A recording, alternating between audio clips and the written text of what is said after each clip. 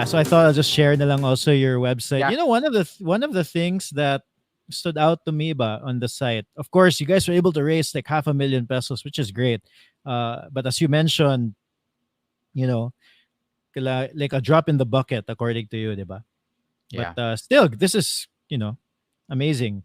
Yeah. Any little help, I'm sure, Yeah. is appreciated. One of the Yeah. things that stood out to me by was you have a donation and expense tracker, Yeah.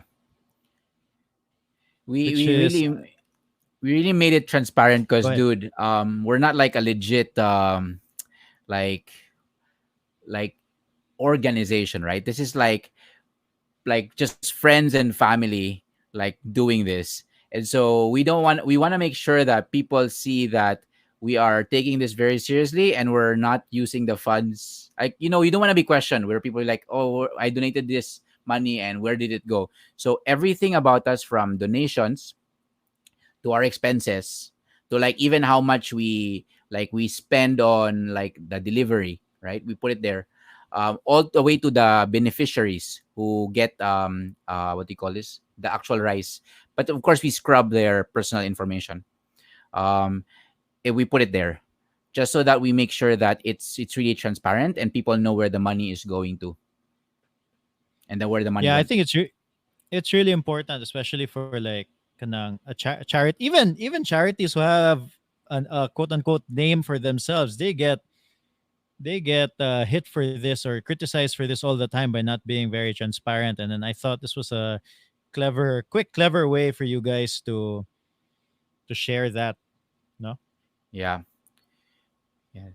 So yeah, so we're extremely grateful to the people like who donated, and also all the volunteers, because dude, like even like just keeping this tracker up to date is actually a bit of a pain sometimes, because you need to get the data of like who got the deliveries and stuff.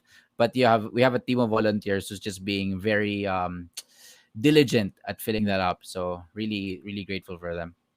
Yeah, there's even like job before COVID. Like you have like kanang little bits of data that you know possibly useful in the future, possibly not. Ba.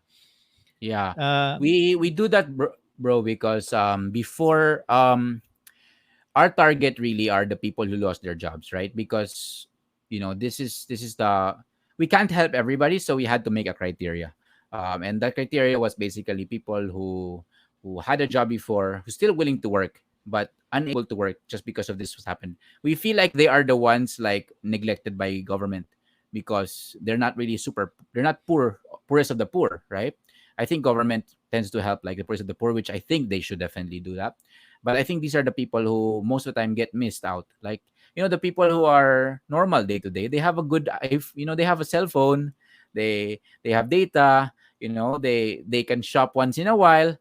They live okay lives, but their savings is very small, right? Like one story that I was looking at, and because there when we get the form submitted before, when we had the people submit the information, um we also asked like what's their story. And there's this one story where he said like, oh, I used to be okay, like I had a job, and then my wife is pregnant, about to give birth, and so we had savings, right?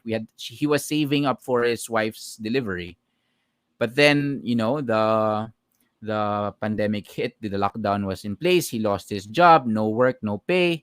So where will he get like money to survive day to day? So he started pulling from his wife's delivery fund, right? Where else could he do? What else? So he started pulling from that, and like it's almost gone, right? And then he didn't receive any of the amelioration because he's not really like qualified per se, or he's not the priority there.